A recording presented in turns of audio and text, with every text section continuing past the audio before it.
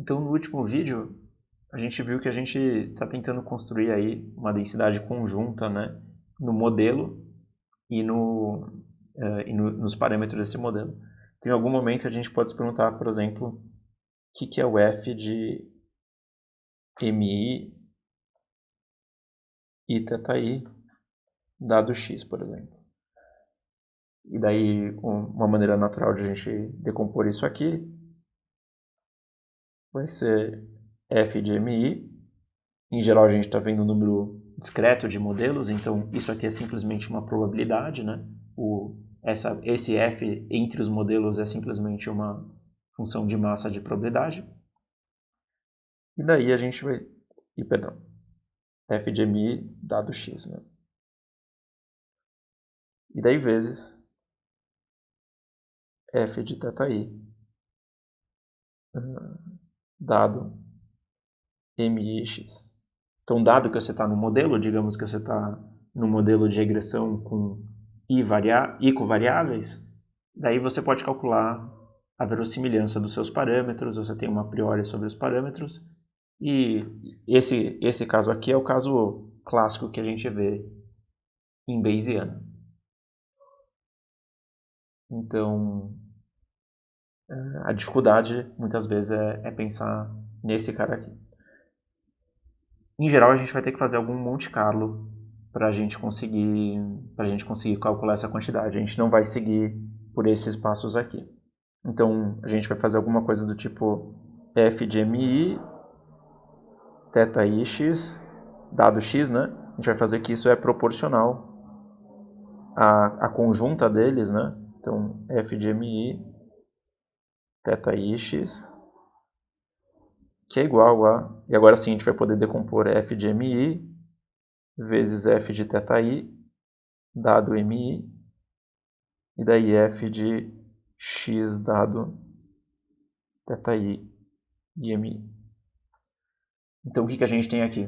A conjunta a gente escreveu como sendo a densidade de a gente estar em um particular modelo, vezes a priori que a gente tem sobre os parâmetros daquele modelo, dado que a gente está naquele modelo. Daí, finalmente, a densidade dos dados, dado os parâmetros do modelo e o modelo em que a gente está. Então, essa geralmente é o truque que a gente vai usar. E daí a gente pode imaginar, tá bom, aqui a gente tem uma densidade conjunta e a gente pode tentar, de alguma forma, fazer o Monte Carlo usando essa expressão aqui que é proporcional à nossa posteriori para o modelo e o parâmetro.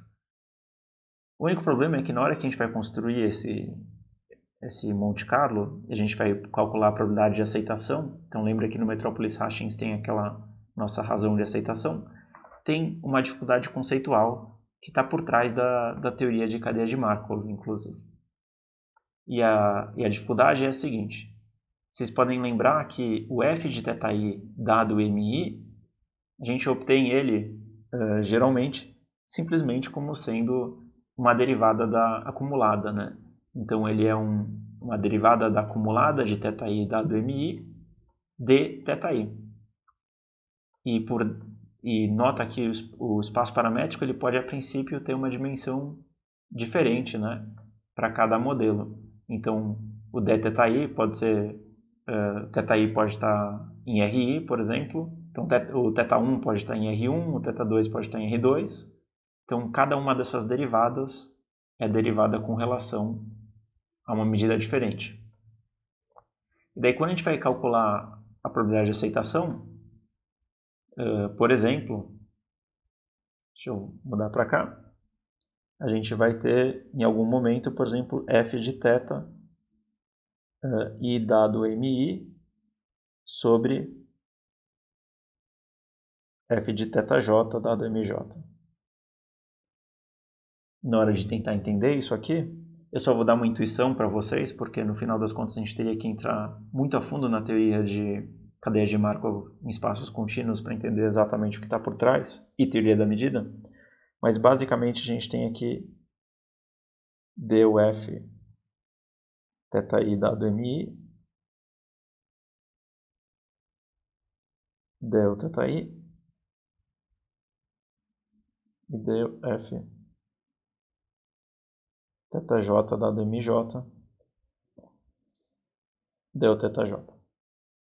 Então, o que a gente geralmente tem quando a gente está fazendo, digamos assim, um espaço paramétrico que tem sempre a mesma dimensão, a gente tem que o θi ele tem a mesma dimensão do θj.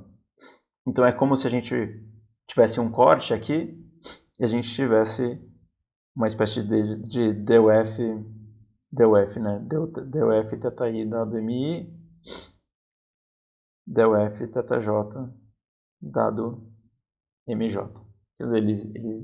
A gente gostaria que o θi e o θj tivessem a mesma dimensão, e isso que valida o nosso Metropolis hashings no final das contas. Quer dizer, isso aqui de um jeito muito intuitivo, né?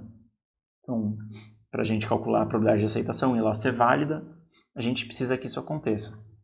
Agora, se o θi e o θj eles têm dimensão diferente, então é como se a gente não pudesse cortar eles, né? Eles são termos diferentes, num nível muito intuitivo aqui, tá, gente? E, portanto, aquela probabilidade de aceitação ela não vai nos gerar uma cadeia de Markov que tenha a medida invariante que a gente está buscando. Então, esse é o problema. Se a gente tem dimensões diferentes, as densidades que a gente está definindo para cada modelo, elas são incomparáveis, porque elas são densidades com relação a medidas diferentes. E, portanto, se a gente simplesmente calcular a taxa de aceitação usando essas densidades incomparáveis, a gente não vai obter uma cadeia de Markov com a medida válida, né? É como se a gente tivesse grandezas físicas, né, que não batem. Alguma coisa do tipo, a gente tem metros por segundo dividido por metros por segundo ao quadrado. Né? Não está fazendo sentido na análise de dimensionalidade que a gente está fazendo aqui. Então, bem, esse é um problema. Se a gente for simplesmente tentar fazer o Metropolis hashing sem pensar direito sobre os objetos matemáticos por trás, quando a gente tem esses modelos de dimensão diferente, não vai dar certo. Então, um truque que a gente vai fazer, que é justamente a ideia por trás do Monte Carlo transdimensional, do Reverse Pole Jump, MCMC, a ideia vai ser a gente fazer com que esses modelos tenham a mesma dimensão.